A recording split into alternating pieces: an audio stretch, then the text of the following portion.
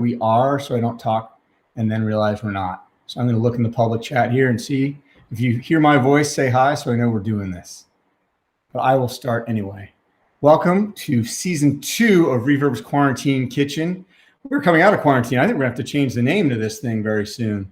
But anyway, as part of this, what we are doing here is this is a place where we have celebrities, musicians, and other interesting folks cooking their favorite meals from home. Good, we are live. I was wondering, I was stalling a little bit. Thank you, Richard, for saying hello. So welcome to Reverb's Quarantine Kitchen. I'm your host, Adam Gardner. I play in the band Guster. I have also co-founded the nonprofit environmental organization REVERB. REVERB is normally out on many tours this time of year. And of course, because of COVID, things are slowly coming back and we're very excited to get back out there. But during the whole quarantine period, we started this live stream show to bring a little bit of reverb into your homes by having celebrities, musicians, and other interesting folks cooking their favorite sustainable meals from home. This episode features a guest dog, Gronk, behind me. You can see his tush in the background there, which is lovely, but that's fine. We have Charlie Hall from the War on Drugs joining us. He'll be cooking us an Impossible Bolognese 2 ways. I'm so happy to have Charlie here. He and I have met just through being in music together. He's one of the nicest guys in rock and roll. Without further ado, please welcome Charlie Hall.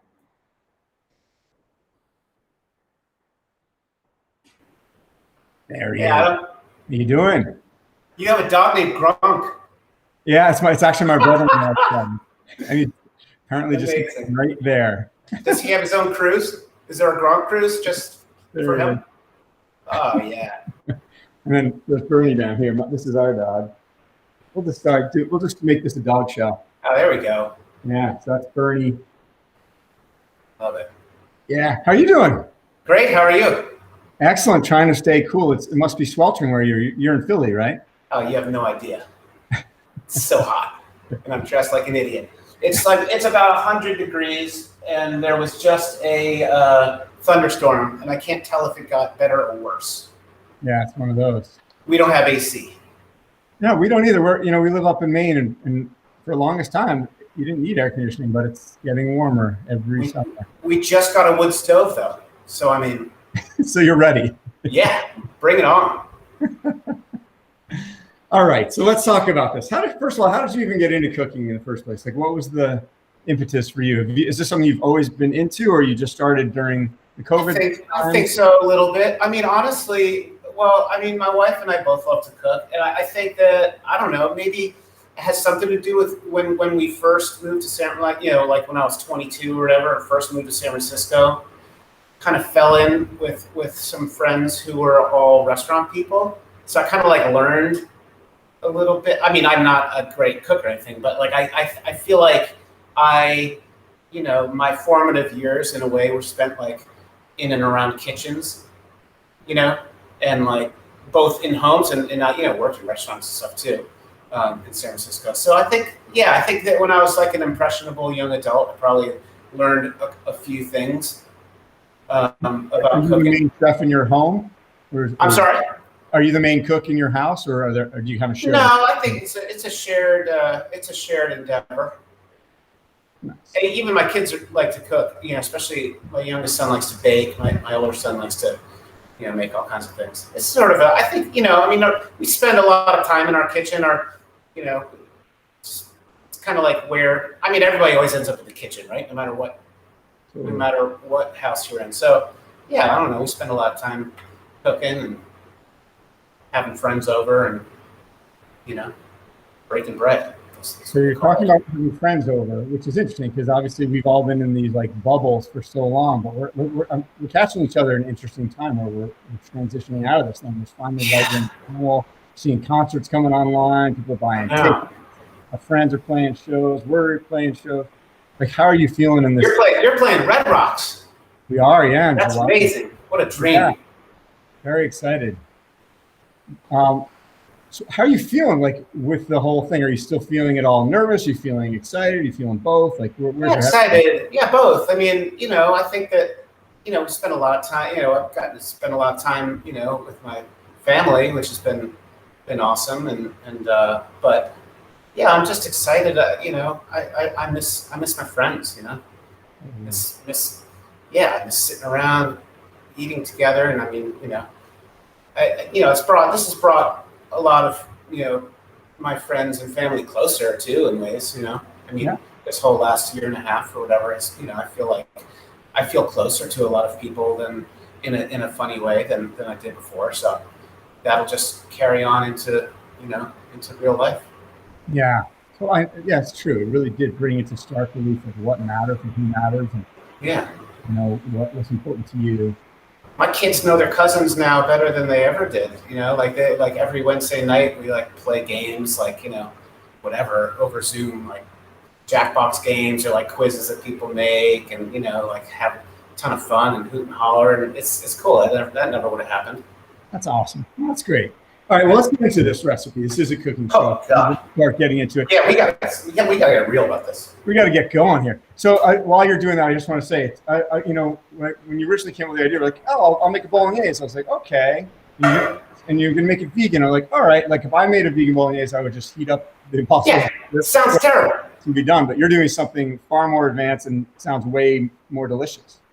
Well, I mean, I think it is. My wife every year for her birthday asks me to make bolognese, but like bolognese with like I come back from the Italian market with like 2 pounds of veal, 2 pounds of sirloin. It's like this whole freaking thing, and it's like And then actually, it was just this year that my friend Missy actually sent me this vegan bolognese recipe from I think it's from the New York Times cooking app,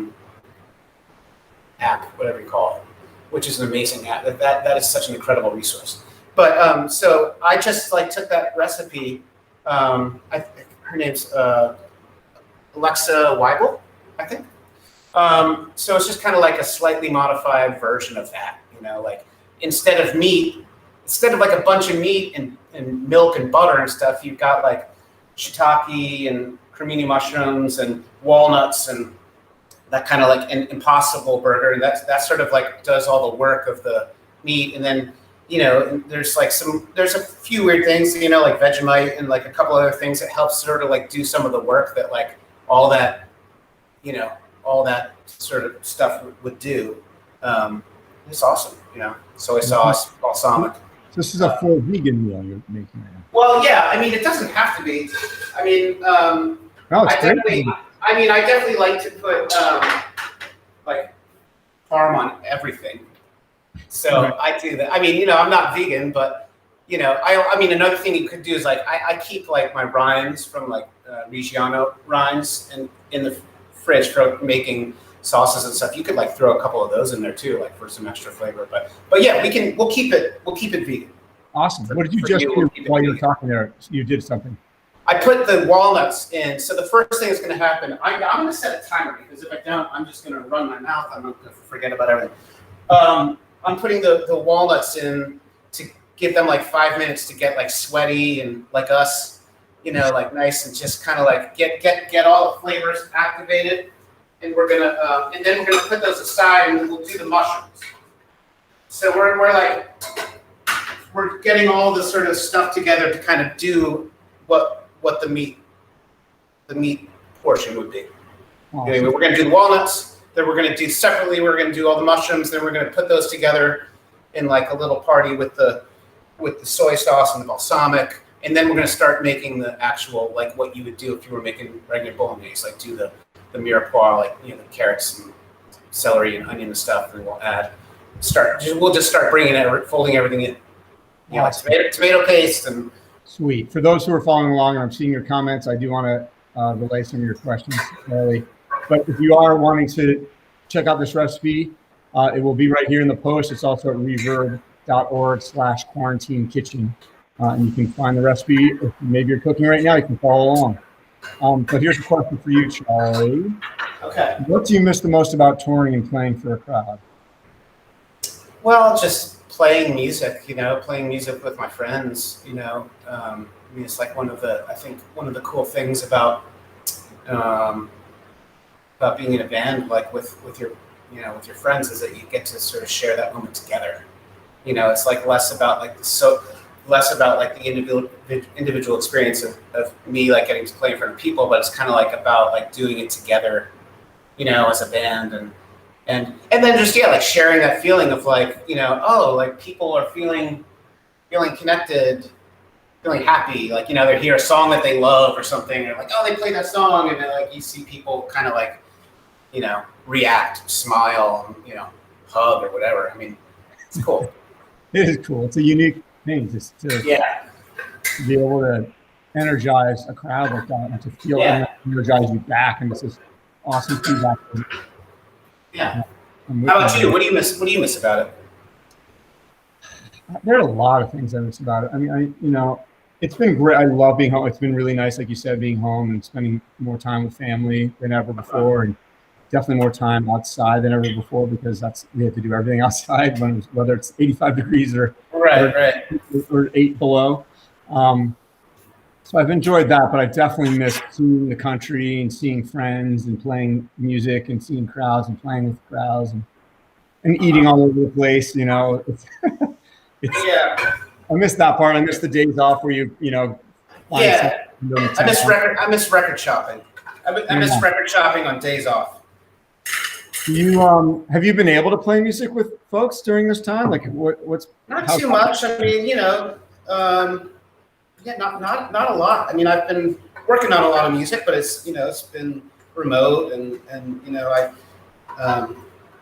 haven't really had that experience of like playing in a room with people, Right. And like it's one of the things that my friends and I like to do is back home, like for fun, is like we get together at my house and sing, like sing around the piano, and I miss doing that. Yeah. That's about the last thing that's going to come back, I think, is standing around screaming into each other's faces.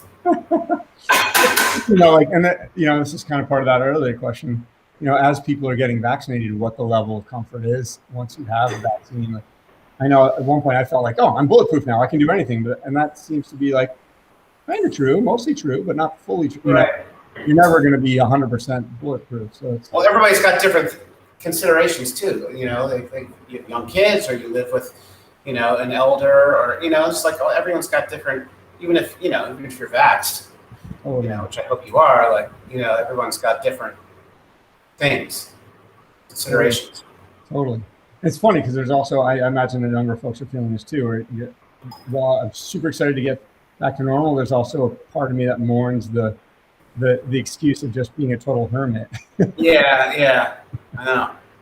We're getting into mushroom land now. I chopped all the shiitakes and creminis. We're gonna do them in like two. We do like half, and then I'm gonna do the second half. I just put, the name of the game from here on out is like 2 tablespoons of olive oil, 5 minutes. You know what I mean? Everything, basically. So I'm gonna put these mushrooms in. Right. And then we're gonna let these guys. I'm gonna put a little bit of salt and pepper. Like one thing is like, you don't want to over salt this. Like Vegemite does a lot of that, and like sort of the recipe calls for like a little bit of salt and pepper like each time, and that definitely adds up. Like I've done this before when it's been like, oh man.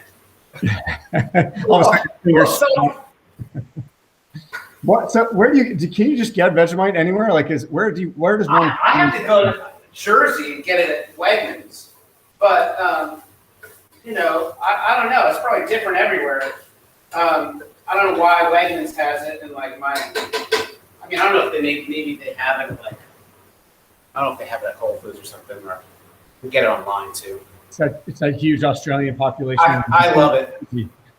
I used to come back from Australian tours with like all the Vegemite packets in the lounge at the airport in Australia. I just fill my bag with Vegemite before you could get it here. I was like, oh, it's so good. It's so weird, but I love it. On a little sourdough with some butter. It's been a long time for me. What's the other one? The Marmite. Marmite. Right? Yeah. I've never even had Marmite. I don't know what the difference is. You got to ask an Australian. Is Marmite Australian, or is that? No, I think Marmite is. I think it's British, maybe. Yeah. Somebody in the chat. Maybe somebody in the chat can answer. Yeah. Oh yeah. Who knows? I don't know. I'm sure. I mean, I guess that's what the internet's for. Exactly. Okay, so we're doing 5 minutes. All right. Not So over. we're doing 5 minutes on the mushrooms, and then 5 minutes on the other mushrooms. Everything's gonna be all right. I'm gonna add a little salt. Screwed. We're okay. We're okay. Nothing is ruined yet. We could say we're on the internet, but yes. I'm gonna keep it clean. If you're just tuning in now, welcome to Reverse Quarantine Kitchen. We're cooking here with Charlie Hall from the War on Drugs. You've got a solo record that you've made. Is it coming out or it's just out? Tell me what's going on there. I don't know. It's not quite done, but it's almost there. I'm gonna go up to Woodstock this weekend and keep working on it with my friend who's been producing it with me, and he lives in Mazunte most of the year. So it's now that he's home. I mean, again, it's been like a remote thing where I send him, I'll record and then send him stuff, and he's down in Mazunte, which is on the southern coast of Oaxaca, where he spends most of the year. But then he's got a place up in upstate New York now. So he's home. So we're gonna try to push it over, some sort of line. Is this your first solo record? Yeah, it's the first time I've ever, really, to be honest, done this, like written music. He kind of put me up to it last year before the quarantine. He kind of put me up to it. He and I played together in Tommy Guerrero's band. You know Tommy? San Francisco guy. I don't know him, but he's amazing. He's a skateboarder and amazing musician. Anyway, Quinn, his name's Quinn Luke. He and I played in Tommy's band for years, and like sometime last year, he's got a studio in New York. He was like, "You've been helping people make records for, 25 years. I want to know what your music sounds like." It's like, I don't even think I want to know what my music sounds like, but okay. So here we are. How did you write it? Like, you're a drummer, so how did? Yeah. I mean, I play other instruments, guitar and piano and stuff like that, and I don't know. I mean, it's been a really fun experiment because I just sort of like, it was really just an experiment and like, well, what would happen if I just, what would it sound like if I just started, playing tunes, from my head. I've always enjoyed playing other people's songs. I've always loved like singing other people's songs and that kind of thing. And so it's been really interesting actually. But I usually start with like a drum machine and a Wurlitzer. Just kind of like I like chords. I'm like sort of a chord guy. So yeah. Just sort of like finding like vibey like chord progressions that I like, and just see if I can find where the melody wants to land. And honestly, like the most fun part is just like landing on something and then bringing your friends in, right? And then it turns into something. That's like it sounds crazy, but like the most rewarding part of this like it's a very solitary experience is like what happens when other people get involved and hear something and play and react to something completely in their own way, and then it's like, oh, that's like completely. I never would have heard that. So it's like it's the collaborative part that I actually that's what's fun about being in a band too, right? That's what we love about it. Got it. That's exciting. All right, there's one more question from the chat here. Oxfam, who's a partner here, they want to know where you generally buy your ingredients. Do you get it from the supermarket or farmer's market, or? I know you mentioned yeah, kind of a combination. Like here in Philadelphia, we have the Italian market, which is like, if you've ever seen Rocky or something, you've seen them run up those streets with like the oil barrels, on fire and stuff. And that's like, we usually get our produce down there. And then we have a corner market where we get sort of day-to-day stuff. And then I'm sort of like an every 2 weeks Trader Joe's kind of guy. Mm-hmm. Like I got my Trader Joe's list, like my dry stuff and my canned stuff, and cheese. I feel like Trader Joe's is like the move for getting cheese. So yeah, I kind of like in between like farmers market, and then there's a great farmers market every Saturday at Rittenhouse Square. So between the farmers market on Saturdays, Italian market, which has like lots of like cool little specialty shops too. There's like the tortilleria where all they do is they make tortillas. Yeah. You know, it's like do one thing and do it awesome. Yeah.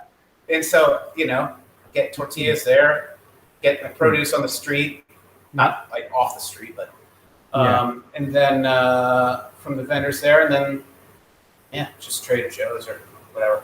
I don't cook a lot of meat personally, but if when I do, like I would get it down there at like Esposito's or like one of the meat markets down there in the Italian market. Well, it's essentially, I mean, maybe it's a good segue to talk about sustainable cooking here. We obviously are cooking with Impossible Meat. We're making a vegetarian, vegan meal here. This program, so we want to thank them. We've been using them anyway. Have you cooked with them before? With Impossible Meat? Yeah. Oh yeah, I love it. Yeah. So thanks to them for this, and it's nice that there's an alternative here that. For people who do love meat, it's pretty, it's very realistic. I remember where I was when I had my first Impossible Burger. Yeah. Where were you? I was in Chicago at this, like, I don't know what it's called, this like rock and roll bar restaurant place. Uli from Ludwig Drums took me there. He was like talking about Impossible. Because before you couldn't get it. You could only get it in restaurants. Like, right? At first, you could only get it at where they served it in restaurants. And so we had a day again. I had a day off. Came to this place, and it's amazing. I love it. Yeah, well, it's just amazing too, just to think about like the thing that we always talk to our fans about. When we talk to other artists, fans through Reverb is like, what can I do? One of the biggest things you can do. Change your time and move away from meat, and right. Especially if there are alternatives that give you good options that you're not really feeling like you're missing anything. All the better. I mean, remember touring like in the '90s, trying to be a vegetarian? Yeah. Like a veggie burger was like literally a Whopper without the patty. Right. It's like a slice of onion and a tomato and some weird sauce. Yeah, it was sad. It was rough. It was sad. Yeah. But I've personally, I've gone like in and out of like not eating meat, sort of like my whole adult life. But there was definitely like early on, that was like definitely the deal. Like you couldn't get, it was hard. No, it's much easier now, and it's obviously more important than ever to try to just reduce that meat consumption. Personally, it's good, and like also, you probably know. I don't know what the exact carbon emissions thing is with cattle, all the grain, all the energy it takes and the land it takes for grain production.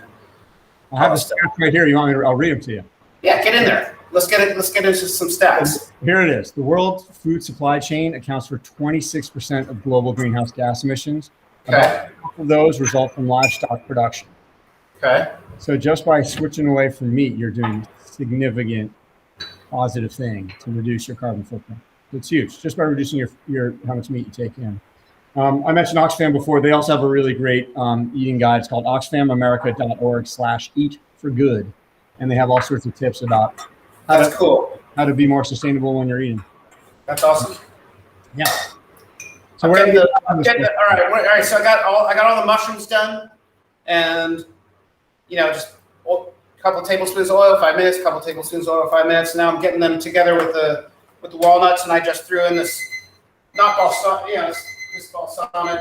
I think this is my mother-in-law always gives me like anything that's like has like related to pepper. This is chili pepper balsamic, so it's from Mystic, Connecticut. Could just do regular balsamic, but I don't mind a little extra zip here and there. And then just some soy sauce. I don't want to do too much. I don't know why I'm using that because I'm not really measuring, but probably too much soy sauce is going to get like it'll get pretty salty. But so that's gonna hang out for a while while we get everything else going. This is the no, it just looks like a bunch of mushrooms and nuts. All right, 2 more tablespoons of olive oil. We're gonna get that mirepoix going. Awesome. How you doing? You all right, Adam? I'm doing great. You know, it's hot, but I'm doing great. What I am is I'm jealous. I can't wait to try this recipe myself and taste it. But I'll have to just do it vicariously through you at the end of this thing. Okay. I'll tell you how it is. I'll mail you some. Actually, we'll be passing through Portland pretty soon. I'll leave some on your doorstep. That'd be great. I was trying to remember how someone asked me, like, how do you know Charlie? And I was like, I'm trying to remember what it was. I think it's because I left you a note. Like, we both were playing Bonnaroo. Yeah, you left me a note at Bonnaroo, and I was like, this is the coolest thing. What this guy is doing, you know, like that was the first I heard about Reverb. And then you left your email, and I was just like, I'm gonna email this dude and just say like, hey. And then we kept in touch. You know John Natchez, of course. 6 Degrees. Of course, yeah. He's played on John Natchez. Totally. He's played on our records. He performed, actually, when we rolled out the single last album, he played like on late night TV and stuff with us. He's great. He's amazing. Yeah. And we know there's music's pretty small, the community, I feel like. I mean, you know Tony Goddess. Of course. Yeah, I went to college with him. He's my life coach. That's amazing. Tony. Yeah, he co-wrote Amsterdam with us. Like, that was a big song for us.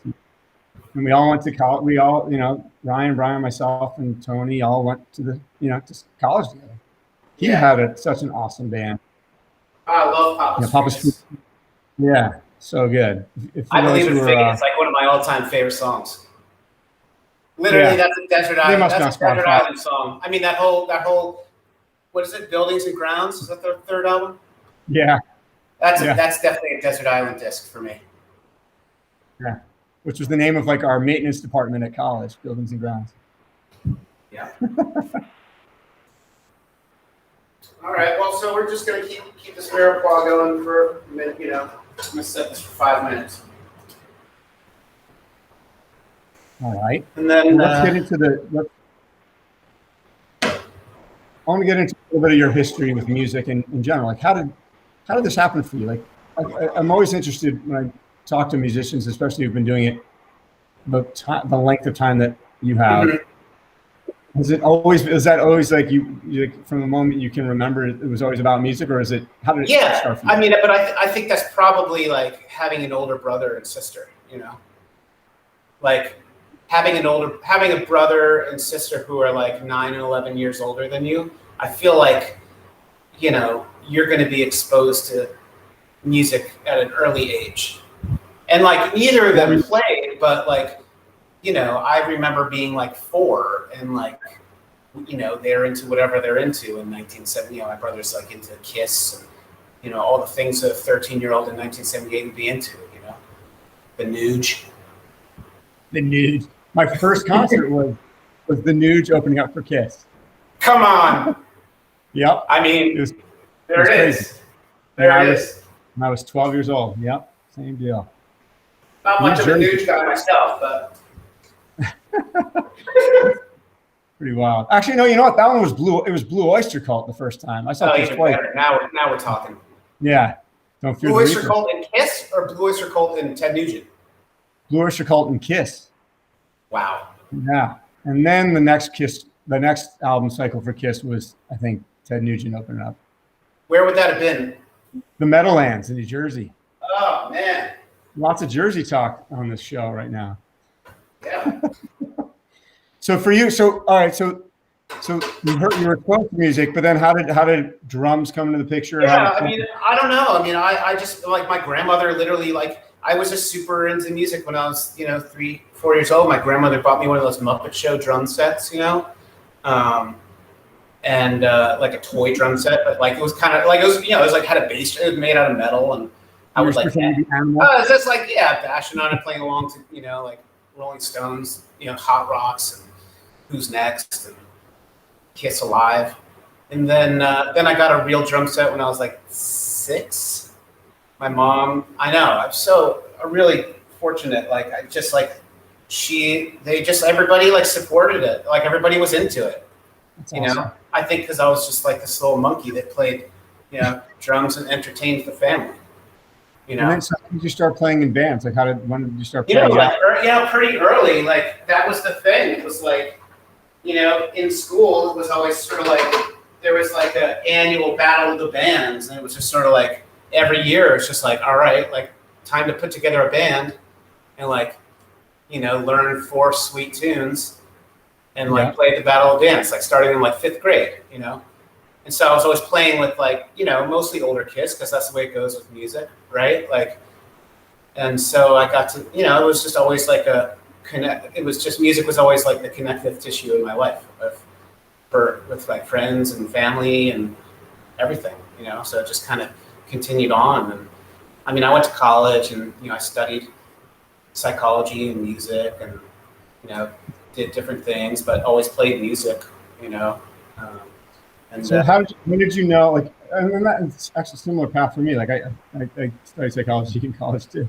And, but for me, I don't know if I ever thought, I don't know if I entered it as like, I'm going to do this for my living. It was always going to be a part of my life. I knew that, but I didn't ever really consider making it a career. I kind of like, in a way, like my life construct for a long time was like having it both ways, which I kind of loved. Like, you know, we moved to San Francisco right after college, and, you know, for 10 years or so, I was like playing in bands at night. And, you know, out there, it's kind of like, especially I was like mostly playing jazz and stuff. It's like, you know, you just like, you're gigging at night, and then, you know, I was teaching at a high school during the day, and like, it was great. I had it both ways, and it was, you know, I occasionally like do tours like with Tommy Guerrero. We'd like go to Japan for a couple of weeks, and, you know, that'd be super awesome and fun. But, you know, I just sort of like I enjoyed like that existence of going to bring this Impossible meat into the mix. Sorry to interrupt our flow. No, this is the whole deal. I'm not going to put this whole thing in. I'm going to do like, you know, maybe like 10 ounces of it or so. I don't want it to be like, I don't want the Impossible meat to like take over the whole thing, but I want it to like have, you know, just to blend in with the mushrooms and the walnuts and stuff. So I'm gonna like get that going for a couple minutes, and then I'm gonna bring everything else back in. Anyway, just like playing music, sort of like having a you know, day job too, and, you know, for the last, I don't know, however long it's just been music, but, you know, I appreciate that too. I'm super grateful to like have the opportunity to do it and to travel and see the world and, you know, play music with my friends and, you know, just to bring joy, maybe. Maybe. Or not. Yeah. It's funny. So we were just talking about Tony. He's actually in the chat right now. And hello, Tony. Hey, Tony. He actually has a real question for you. Tony, he wants to know what we should drink while cooking or eating vegan pasta bolognese and what we should be listening to. I mean, the good thing is this does call for wine. So you always have that excuse when you're cooking something that calls for wine. You always have to check the wine out, but we can make a cocktail. Should we do it now? Is now a good time? Let me see what I've got going on here. I've got that going. Yeah, let me get this, let me get the mushroom stuff going back in, and I'm going to get oh shit, I got to chop some garlic. Hold on. So you know what I'm going to do? I'm going to mince the garlic. This is like one of the things, before I had a mincer, like I just can't even remember life pre-mincer. You know, like instead of chopping a bunch of garlic, I'm sure some actual chef can tell me why this is a bad idea, but I'm going to mince it. I think so, I support this. Yeah. Because then we're going to get to our cocktail. Not true. That's awesome. That's important. So let's what about an old fashioned? I mean, I love that idea. Like I was saying to you before the show, like I don't know much about cocktails. I like drinking them, but I don't know how to make them. So old fashioned is easy, and I don't know. I feel like it's like one of the first like actual like recorded cocktails. I don't know where, but I seem to remember hearing one time it was like one of the first like times, maybe in like the early 19th century or something. Like it was like put in writing or whatever. It's just like sugar, you know, it's just sugar and water and whiskey and bitters, and then, you know, like a zest. And it sort of evolved. I think it evolved like during Prohibition. Like, you know, sometimes when you get an old fashioned, it's all like muddled together, you know. And I think that's like that sort of started during Prohibition, when, like, you know, the actual liquor was of variable and questionable origin. It was like, all right, let's, like, you know, get some orange in here and some clove and whatever, like mask the bathtub booze. Yeah, but I'm gonna put some oregano in this now, and some red pepper. Not too much. I've definitely done too much before, and a little bit goes a long way for some reason in this recipe. I don't know, especially since I use that chili pepper balsamic. All right, red pepper, balsamic, red pepper, oregano. Into the mirepoix, which is like feeling good. It's like looking yellow. It's looking like it's, you know, getting to be a thing. This was like a cooking show. We had like overtop cam.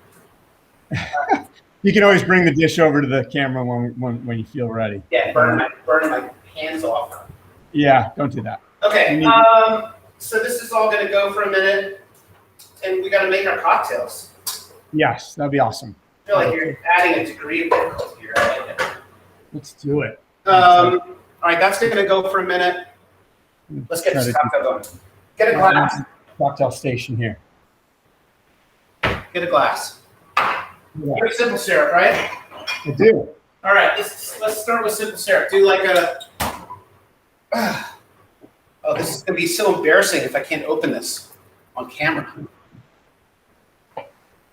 What would I do? Oh, okay, I got it. You got it. Okay. I was about to just log off. I don't know. Maybe like a couple teaspoons. Not too much. Not too much. You can always add more. Otherwise, you have to add more. You know. Yep. Which isn't the worst thing either. Nope. So then get the bitters in there. We're not going to do like the mashup Prohibition one. Let's do like a traditional, proper, just like got the sugar. You know, if you don't have simple syrup, you just put some sugar in there with some warm water to, you know, dilute it or whatever. But how much bitter should I put in? I have this little like. I don't know. I like a lot of bitters. All right. I'm spraying. I don't know what it means, but I'll just do that. You know. All right. I like a lot of bitters. And then my favorite kitchen implement is the large ice cube tray. Yes. Put that large ice cube in there. I got it. It comes out. Right? Yes. Large ice cube. Yes. Okay. Pour that whiskey in there. I don't know. Freestyle? Sure. Freestyle. Right. Nobody's checking. You're not driving anywhere, right? Well, don't answer that. I know you are. I've got to coach my son. Yeah, you're going to coach a Little League playoff game. Who's that? Stir that up real good. Like, stir the crap out of it. I got to add some tomato paste and Vegemite to this thing. All right, I'm stirring it. And then you got to make yourself a big fat orange zest, like as big as you can make it, without cutting your finger off. All right. Well, that wasn't very successful. It's all right. You don't want any of the fruit, though, right? You want just no. Just get the rind. You know, like you want the white bits, but you don't want the bring the orange to to the Little League game. Give orange wedges. That's right. You're like, Dad, where's the rind? Daddy needed a cocktail. Daddy needed a cocktail. So I guess like I'm gonna shoot for the ballpark of like 3 tablespoons of tomato paste. Okay. Which is, you know, probably something like that. I'm going to sneak a sip of this to make sure I did this right. All right. I'm almost there. I got to get this Vegemite together. Ooh, that's nice. How is it? It's good? It's good. I definitely went hard on the bitters. That's okay. Better than going hard on the syrup. Okay. I'm going to just add a little more everything. All right, Vegemite's in. That's when you know you mean business. How much Vegemite are you adding there? Like, it's hard to deal with because it's so sticky. It's like, but, 2 teaspoons. And we got this nice, like, everything's nice and together in there. It's good. I want to incorporate that tomato paste and Vegemite because then we're going to get the wine in there. But, once everything's nice and mixed. Yeah, all right. I'm watching you closely on your orange thing because I didn't know what I was doing at all. Okay, yeah, I had something like that. And then one little trick, like when you have it above your glass, give it a squeeze. You're not really going to see anything happen, but all those like oils and stuff are going to pop into your, it's gonna the aromatics or whatever, and get in there. And then this, hit the rim. Yeah. Okay. All right. I was going to make a terrible drum joke, but I'm not gonna. Rim shot. Rim shot. Okay. And then what do you do with that? Great. Do you leave it? What do you do with this thing? That's it? What's that thing? The orange? Do you put it in the drink, or you just kind of? Drop it in. Oh, all right. Stir it up nice and good again. All right. I haven't figured out how to stir it with a giant ice cube without spilling half of it out of my drink, but I'm trying. Give a stir. Oh, that would be a good idea. You gotta get a stirrer. I'll drop some stirrers off when I go up to Deer Island. You need an actual tool. I see. I like to steal drink stirrers from everywhere I go. So that's cool. Keep this little collection for that. There you go. Drink stirrers. What am I doing? Wine. I need a half a cup of red wine. This is my secret wine drawer. I keep it in a box in here so nobody knows. I was just going to ask. So your kids are a little older than mine, right? Do you have to hide booze from them? Like, where are you at with all that stuff? Oh, no. I trust them. That's what my parents said. Yeah. Yeah. I mean, they're not interested. Even my 15-year-old, almost 15-year-old, I could offer him a beer, he wouldn't accept it. That's a good strategy too, where it's not like totally verboten. I think it's good. I mean, that's what my parents did. I mean, demystify things, Hey, cheers. Nice to see you. Yeah, good to see you too. This is fun. Cheers, everybody that's at home watching this. Cheers. Not much longer now. Yeah, we're good. I mean, we're almost like, I'm going to add a little bit more salt, but not too much. Like I said, it's easy to oversalt this thing. Like with the, between the Vegemite and like hitting it at each stage, like it's definitely oversalted. So I just want to reduce this a little bit because I've got the wine in there now. You don't really want to see this. I mean, it looks like dog food. I can pull it up to the camera. You can be like, nobody will ever make it. But it smells incredible. Mushrooms, walnuts, Impossible burger, wine, Vegemite. It's the stuff dreams are made of. I can't wait to try it. And so, and there's a few different ways you like to prepare. Oh, you still got some time. We'll do a couple different things with it. And so there's honestly 3 things you can do. 4 if you include just shoveling it into your face like the next day, because it keeps getting better. Like you put it in the fridge the next day, it's like even better. But what I'll do tonight with the family is just I'll serve it with rigatoni, nice and thick, so maybe the bits get in the pasta and stuff. Or you can have it on this would not qualify as vegan, I guess, but put it on crostini with ricotta. Make little ricotta toasts with it on top. Or you could make a lasagna, which is what my wife makes me do every year for her birthday with the other recipe. Oh, that's nice. Make this whole, it's awesome. Go to the Italian market, get some fresh sheets of lasagna. It's nice to have an annual birthday plan too, so you don't have to. Yeah. What's your birthday meal? I don't know if I should get one. I don't think I have one. The only thing all I really want is a meal. It doesn't have to be the same meal, but I want to have a meal with friends. So that's usually what it is. It's just, what are you doing with friends? Right. And Oh man, it smells real good. It smells real good. So now we're going to do the crushed tomatoes. All right. 28 ounces, giant can. Can't really tell.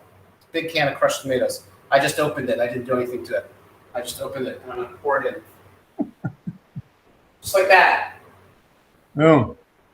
But we're also gonna fill this can with water and put that water in there and let it reduce. Nice. Well, maybe we'll do a cup, not the whole can. All right. Hey, and while you're doing that, can we talk about live drugs a little bit? Yeah. So I'm just curious, like, was this, so, you know, the War on Drugs put out a live record. Is this the first live record that you put out like this? Yeah. Yeah. Yeah, it was, you know, from our last tour, and John Lowe mixed it. It really, yeah, so cool to hear. You know, I never listened to, like, you know, really sort of like, it's just cool. You know, I mean, you know, like it sounds like one way on stage, but like, yeah, it's kind of cool to like have the experience of like listening to it from another perspective, you know, and like even just sort of as a whole, like as a whole thing. I mean, the record kind of flows like a whole show. And, is that something that kind of grew out of the fact that touring wasn't happening? So you're like, well, no, it was like it was in the works. Okay. I think, you know, I don't think that it would like, I don't think it was like a result of the events of last year or anything. I think it was like what had happened, you know, it was already sort of at least a seed of an idea. That's what good timing anyway, because I'm sure everyone was dying to hear something live from the band. So yeah, it's cool. You know, it's like cool to have it documented too. It's sort of just like having a diary of like a couple of years of your life, you know? It's like, oh, cool, you know? Will I ever listen to it? Probably not, but it's nice that it's there. Totally. I'm the only one in my band that will listen to live stuff. Like we put out a live recording of a symphony show we did. And it was very clear that I was going to be the one that had to go through all the tracks and the versions and decide what was going to be worthy of putting out or not, because nobody wanted it. I don't know, for some reason I don't know if you experience this yourself or if anyone else in your band does, but for some people it's really painful to hear themselves. Oh, I can relate. Yeah.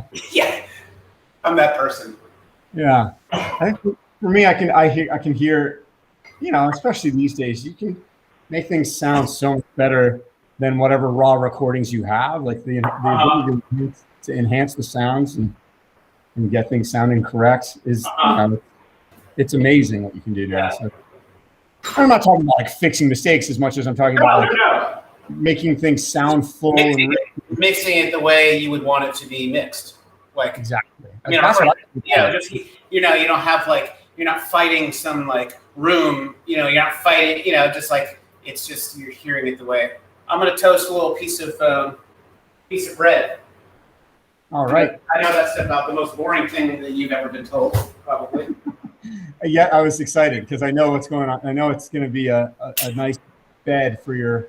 And so we'll do the rigatoni thing, and we'll do a crostini thing, and I guess that's kind of the deal.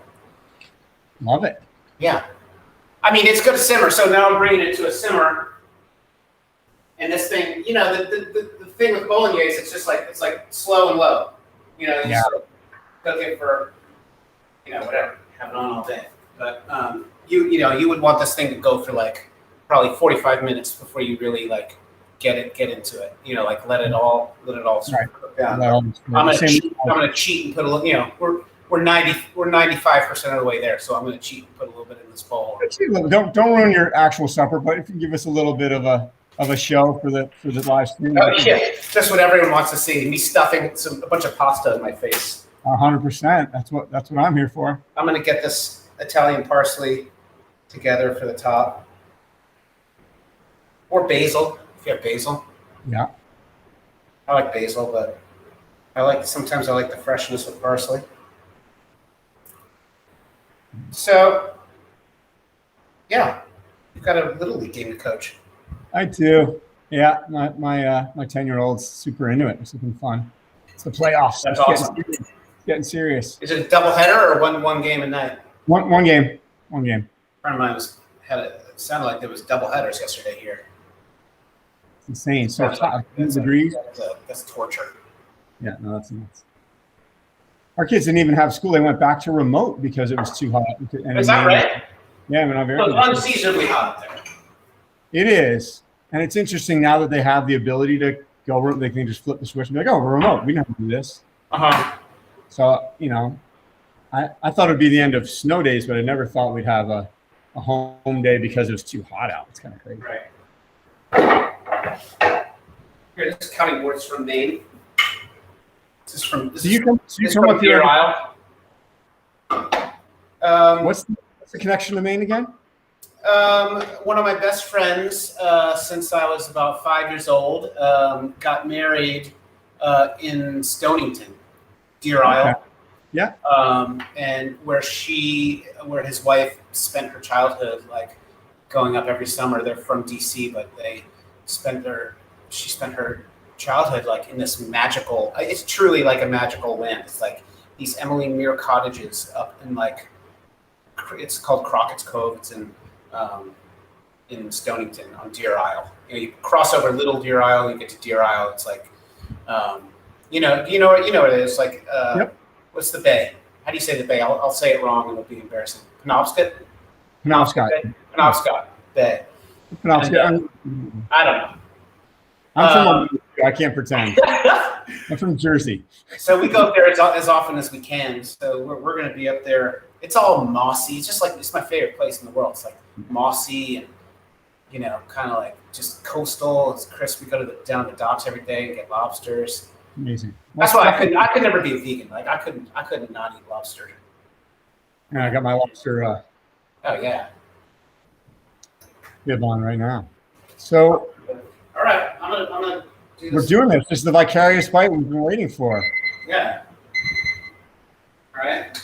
The timer's even. I'm gonna get a little. That looks great. It does not look like dog food. It looks delicious. It's what bolognese looks like.